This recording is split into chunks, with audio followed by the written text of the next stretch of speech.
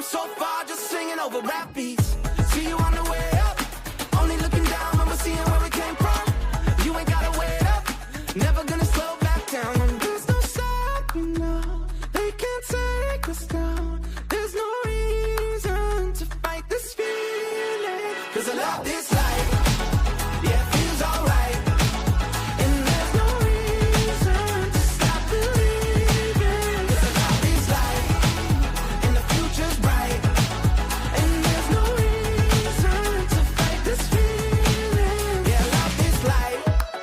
Yeah, I love this life. Yeah, I love this life. Yeah, I love this life. I won't wait around for the curtain fall. Life is not a race, it's all one big show.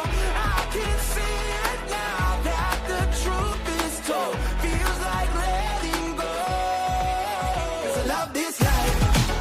Yeah, it feels alright. And there's no reason to stop believing, 'cause I love this life. And the future's bright. And there's no reason to fight this feeling. Yeah, I love this life. Yeah, I love this life. Yeah, I love this life. Yeah, I love this life.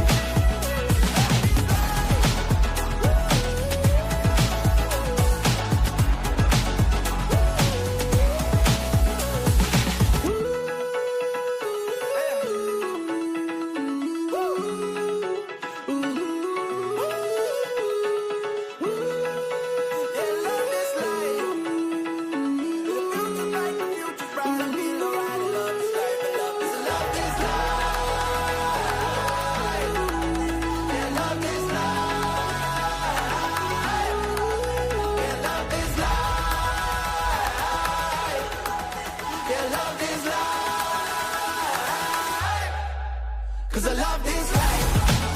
Yeah, it feels alright. And there's no reason to fight this feeling, 'cause I love this life. Yeah, it feels alright. And the future's bright. Yeah, it feels alright.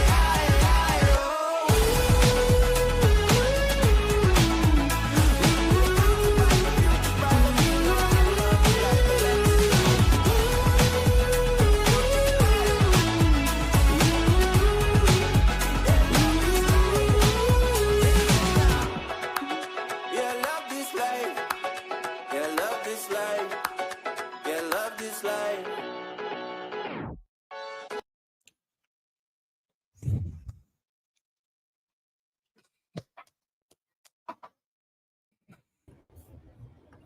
What is going on, guys? How are we? We are back for another live. I'm here in the car traveling, so excuse the background. Ethan, what's going on, dude? How are you? Not much. You at the supercharger right now? I'm at the supercharger, dude. You can kind of see it behind me. I'm just charging up and figured I'd jump on here. Just been a travel week, so it's been a bit crazy, but want to jump on here, answer any questions you guys have around scaling your video business, how to grow, how to get more clients, and we're going to cruise through that today. I see you guys popping in here on YouTube. If you're tuning in, drop a comment down below. Let us know where you're calling in from. And Ethan, what's going on with you? What are you seeing on the client side? How can, what are some of the things that you're seeing over there? I mean, biggest thing I'm talking about today, I guess this week, is sales as usual. Okay. Yeah. Kind of things between like a discovery call, seeing what the client needs are, what is point A, what is point B, where we're looking to go, and then coming back with a second call with a diagnosis and an offer from there. What do you think the biggest kind of problem is people have in the sales call, like in the conversation? Like, where do you feel like they maybe fall short in some of those things? Like, what are they doing?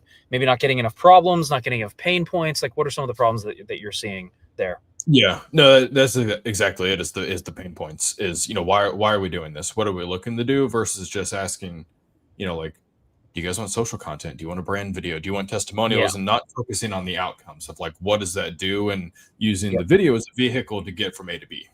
Yep. So like understanding what problem your content actually solves at the end of the day and how it gets the client some sort of tangible result in their business. And if you're not doing that, then they're really just buying something that's kind of a nice to have, not a need to have. And it's harder to command higher prices and ultimately get them, get them locked in on a retainer. Because I hear it all the time. I'm like, oh, well, my market doesn't want to pay for retainers. And it's the same markets that our clients are going after and landing retainers in. So it's like, if your clients are saying, well, we don't want to pay for retainers, is that like a you problem, or is that like the market problem? And a lot of times it's a market problem because they just don't see the value in paying for retainers, right?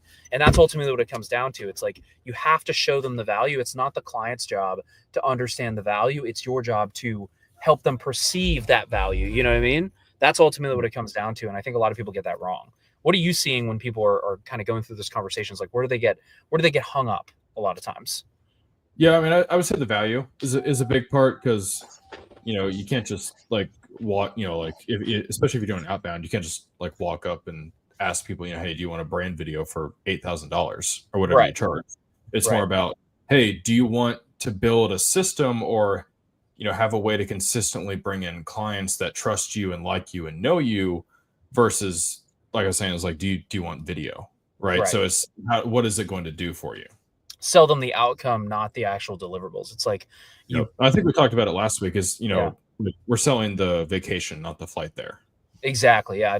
I got off a flight. It's like, they don't sell you the cushy seats, the snacks, the leg room. Like, yes, that's part of it, but really what they're doing is selling you getting to a destination, getting to the world. Like, if you look at Delta's commercials, they're selling you connecting with the even world. Like the little in-flight video that they show you. Like, it's not about like, hey, we're going to give you snacks and a Diet Coke on the flight. Like, you're going to love riding on this plane. It's going to be so much fun. It's like, exactly. You're going to see the world, and it's talk about the destination. Yeah, exactly. Yeah. Evan, what's up, dude? How are you? How's the workout? It was good, man. Strength day, so my legs are jello. There you go. It's always a good day. It's always a good day. We're talking about selling the outcomes, not selling the deliverables or the flights to get there. And I think a lot of times, like, and maybe you could speak to this, like, as video people, we love the gear, the lenses, the shots. We're going to do this drone thing. We're going to do this cinematic, like, gimbal shot. We're going to, like, I was a DP for 3 to 5 years. Like, I understand all that stuff, like, but that's not what the client's buying. And I think sometimes we get frustrated. We're like, oh man, like, why don't they get it? Like, why don't they see the value? And it's because you're not speaking in the client's language. You know what I mean? Maybe you could talk about that a little bit. Yeah, no, I mean, I completely agree with what you're saying there. It's kind of like, in the movies, right? When like the nerdy science guy kind of is like, why doesn't this make sense to anybody but me? Yeah. Right. So, that's another way that I kind of look at it. But, as an example, like I'm cultivating a podcasting offer, both in person and virtual. And I'm not saying like, oh, we're going to just have like a fully automated podcast for you, but it's like my in is how to get 20 to 30,000 views per month to your channel. Yeah. Right. That's what I'm selling you. I'm not selling you a podcast, which a podcast is just a vehicle, but it's just the language around what it is that you're trying to tell them that you're going to do for them. And I think that's just where we all get caught up in trying to understand. It's what is that? Yeah. It's what does the podcast do? And even beyond views, it's like, what do we want? More views, or do we want more clients? Do we want more views, or do we want more qualified leads? Because like getting more views doesn't always, and we can go down the rabbit hole of this, but it's like getting more views for your clients doesn't always equate they get more clients.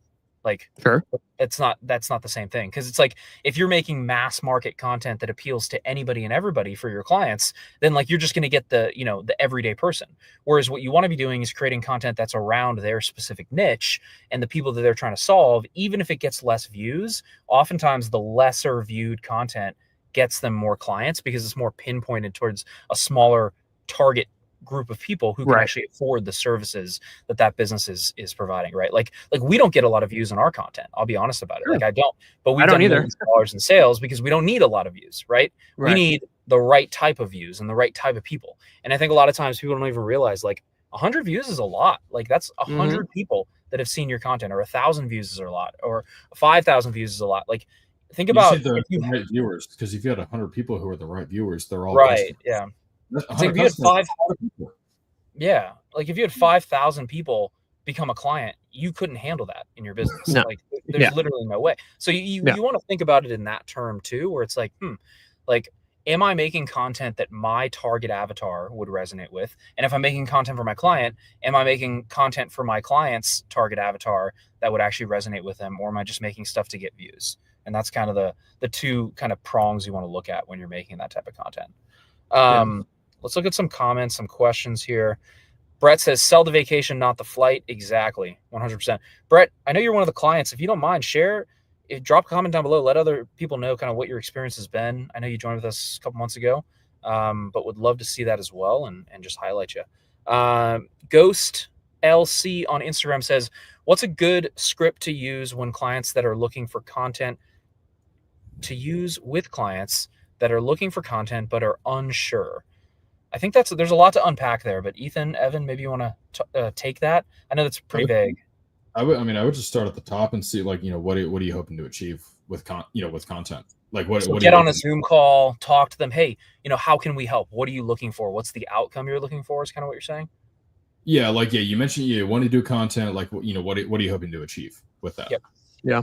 Yeah. And then start from that goal and then work your way down from there. Exactly. What are they looking for? Sit in question mode, like, the curious 5-year-old. Why, what, how, just ask questions. Yep. Yeah, exactly. Absolutely. Any other questions on that, Ghost T or Ghost LC? It's more of like if they're unsure and you get to the end of the call and they're still unsure. I mean, if you did everything we talk about, like if you go to one of my YouTube videos, I have a whole sales call breakdown of like what you should say. But if they're still unsure at the end of the call, you want to loop them back in on how do they feel about the process specifically? Like, do they feel like the content system that you're going to put in place for them is actually going to get them to the XYZ goal they told you about? And if they're unsure about that, then you need to tie down what specifically are they unsure about and what specifically did they not understand within that system. Evan, maybe you want to talk about that a little bit as well. Yeah, no, I mean, because tying back to they came to you for a reason, right? There was a curiosity peak somewhere from it might have not came from you. It might have came from another creator or a piece of content or something, but something got them to being open to having that conversation with you. And you just have to dig into, after obviously going through your explaining how it works and what you'll be able to do for them.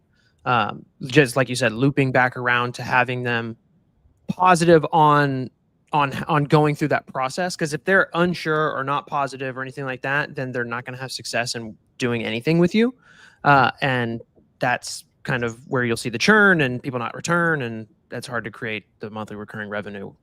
You just want to figure out where specifically are they unsure about the process and what get clarification on what are they unsure because about. It could just be like, oh well, I don't, I'm really unsure because I don't want to have to be on camera, or that might be a limiting belief, but you don't know that if you don't ask, if you don't clarify. Then you can be like, okay, well, can someone from your staff be in the content? Yeah, okay, cool, problem solved.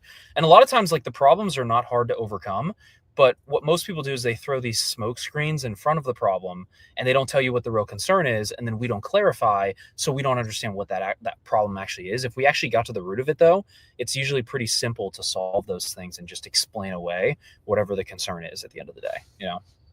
Yep. And same thing with handling sales objections. It's like, oh, it's expensive. Okay, well, you don't have to pay $15 up front. We can chop it up for you. Where can we, what can you get started? Is it specifically like, is it too expensive, or do you not see the value? And then trying to delineate between those two and figure out, okay, is it more of like a expensive objection, or is it like they just don't see the value in the services objection? And then if it's the value in the services, we don't want to discount. We want to go deeper into like, why do you not see the value? Do you not understand how it works? Is there something I can clarify? Is there something you don't understand? And you can go deeper there as opposed to just going straight into like, pay plan, just depending on where you're at. Right. Let's see. What other questions we have, guys? We're going to scan through the chat here in just a second. Drop some questions down below on, it could be around getting more leads, getting more clients, how to price yourself effectively. Evan, anything you're running into this week with clients, with yourself, with anything there? No, I mean, overall, I guess even in like personal self, I think something that I'm not necessarily going through, but like trying to make sure that I'm always on top of as well is the speed factor of things. Like the not, does this need to be perfect, or does this need to be done before this thing? finding that like happy medium of like making sure certain things are in place so other things work, but also not trying to make like the perfect offer or the perfect ad script or the perfect this or like just getting it done up and out and then iterating as fast as you can through it. Because not only am I kind of going through it, but there's, you know, some of the students and everything where it's just kind of like, okay, like we're still on this thing. We need to like get it up, get it out. And it's usually in the small things that I see it the most, like little tech things in the back, like Meta and you know, the CRM that we use, and just those things where it's like, those things are the easiest thing to solve. Yeah. Like, let's just get those things done. But for whatever reason, they are like a big bottleneck of understanding, or we call it majoring in the minors is what we say. It's like if you get caught up in, and I think a lot of newer people do this as well. I definitely did it, where it's like, oh, and my logo has to be perfect, or my color scheme has to be perfect, my brand package, my website needs to be perfect. It's like, until you are consistently generating leads, generating calls, turning clients into money, you don't really have a business. You have a hobby, right? And that's kind of harsh, but the reality is I think people like to like mentally kind of obsess over these little things as opposed to just focusing on the things that are actually going to move the needle, but they're not really the sexy things. It's like getting a CRM set up, getting ads set up, getting leads coming in, working the leads, calling them, texting them, nurturing them, putting automations in place, like all of the stuff that's not sexy, it's boring, it's not very fun, but that is the stuff that's going to make you money and move things forward ultimately, right? So I think a lot of people get stuck and they're like, oh, it has to be perfect. Done is better than perfect. We can iterate, and change things as we get feedback from the market. Like I've had clients come in the program, like their offer is almost never the same as it is when they first started with us, like because they get feedback, they take sales calls, they figure out what that market actually wants, what they're doing, like what's going to be more valuable to them, and then they change things over time. But you can't get there if you are just constantly worrying about the same thing over and over again and not actually getting anything out. You know what I mean? Yeah. 100%. I think that's where a lot of people struggle. It's like, don't major in the minors, get things done, and then you can change it over time. Like it doesn't have to be perfect. We just have to get it out there at the end of the day. Right. Yeah. Well, and your offer might change too. Like you could have it will. It will change. Well, you could have a prepackaged and preset offer based around like lead generation and brand awareness. Yeah. But if a client opts into your ad and reaches out to you, maybe they need to like train, onboard, and acquire employees more efficiently. Like we got to build something from ground zero. Yep. Yeah. That's why it's really important in like your, like, for example, your ad messaging to really be centered around particular pain points, because that's how you'll know when you get into those sales calls, like what they're struggling with. But if your thing is very broad and very generic, then you can get on a bunch of different sales calls through one funnel that's like, this person experiences this, or this person wants that, or this, that, and the other. And then it kind of does make it harder, because I've gone through it with a few students where I'm like, you can have multiple offers and then just inject what problem are they trying to solve, and then to sell them this one and not that one. But if you go into a call like preloaded of like, okay, I have a lead generation package and that's all I do, and they don't have any problem doing lead generation, then you're not useful to them. Yep. Yeah, exactly. I want to shift gears for a second and kind of talk about some limiting beliefs around hiring people, because I've had this for sure. But I guess, Evan, Ethan, like, what would you say to people who are like, nobody can do it as good as me, I'm scared to hire somebody? Like, what thought process would you walk them through if that was the case? Because we definitely have people who are like, no one can edit as good as me, no one can do admin as good as me. Like, what are some of the things you walk people through if they're having those sort of limiting beliefs, if that makes sense? I think your employees are only as good as your ability to train them. That's good. Yeah. I know Layla Hermosi talks about a lot about that, as they're only going to be as good as you can. They're working with the information they're equipped with from you. So if you want things done a certain way, you have to be able to communicate that effectively and efficiently. And I think if you've never hired somebody before, I think that's a default thing that you just tell yourself, right? Because you don't know that process of hiring someone. So you're just like, I don't even want to learn how to do that. Nobody can do it as good as me. What if they mess up? What if they lose me money? What if they piss off the client? I mean, I'll be honest with you, that all of that stuff will probably happen. But like, what is the alternative? You become the bottleneck in your business forever, and like you never get any free time, and you're just a solopreneur freelancer, which again, there's nothing wrong with, but like, if you want to actually grow and buy that time back and like have more time for yourself, like what's the alternative? Like if you can get someone like 80 to 90% there, it's usually better than you doing everything yourself. Yeah, 100%. And to Ethan, to your point, it's like you are like your employees are only as good as you are as the leader. Like the growth of the business kind of stems from your growth as a person too, I feel like. Because like if you're limited in mindset, you're micromanaging, you won't let go of any control, like you don't give them autonomy, like those are all things I've gone through and still go through right now. It's like if you can kind of give them that and start to teach them how to think on their own, do their own thing, take ownership of projects, like you can put yourself in a position where you have many leaders within the organization, I think. Because like it's like Ethan's head of obviously fulfillment for us, right? So like I give you certain tasks and I say you have ownership over these numbers and these things, and then you run it, and then you come to me if you have problems and I coach you through it and we work through it. But it's like you have to, I feel like, give people that kind of ownership once you've taught them the what, the why, and the how, right? So it's like, what do I do? This is what you do. How do I do it? Here's how to do it. And then I think the most important is like, why? Why are you doing it? Because if people feel like they're doing pointless things that aren't really contributing to the growth of the business, then they're just like, it's like a what is it called? A Sicilian task? What is that? You know what I'm talking about, where he pushes the boulder up the hill and then it rolls back down and he pushes it up again. What is that called? I'm trying to remember. I've never heard of that. I don't know. I know what it is. I don't know what it means. Yeah, I'm just being honest here. No, you're good. I forget. It's like a Greek mythology. Yeah. You know what I'm talking about, Evan. I know the story, but I don't know what it is. But they feel like it's a pointless task if you don't give them the why, right? It's like the reason why you're doing this, it's super important to help us with X, Y, and Z. And I think if you don't train people on the what, the why, and the how, then it's really difficult for them to understand what they're supposed to be doing, how they're doing it, and then why it's important at the end of the day, you know? So yep, exactly. People need a why. Like, why am I doing this? I'm doing it, but why am I doing it? Yep. Yeah. No one wants to do a pointless task. Let's look through a couple of questions. Let's see. Brett, I started with Master Filmmaker 3 months ago. Knew nothing about how to get steady lead flow. 3 months in, I'm on track. Dude, I love it. That's huge. I love it, dude. That's huge. Absolutely. Let's see if we have any questions here. Concept designs, sequence of the course, get some direction. Yeah, reach out to us in Slack channel and we'll make sure that you're taken care of. Just hit us in the personal channel, and then Ethan and I and Alejandra can make sure that you are taken care of here. And then with the tracking sheet, what specific questions you have around the tracking sheet, and drop those in below and we'll help you with that as well, because we have multiple tracking sheets inside the program there. Yeah, drop those questions and then we'll make sure that we get those answered.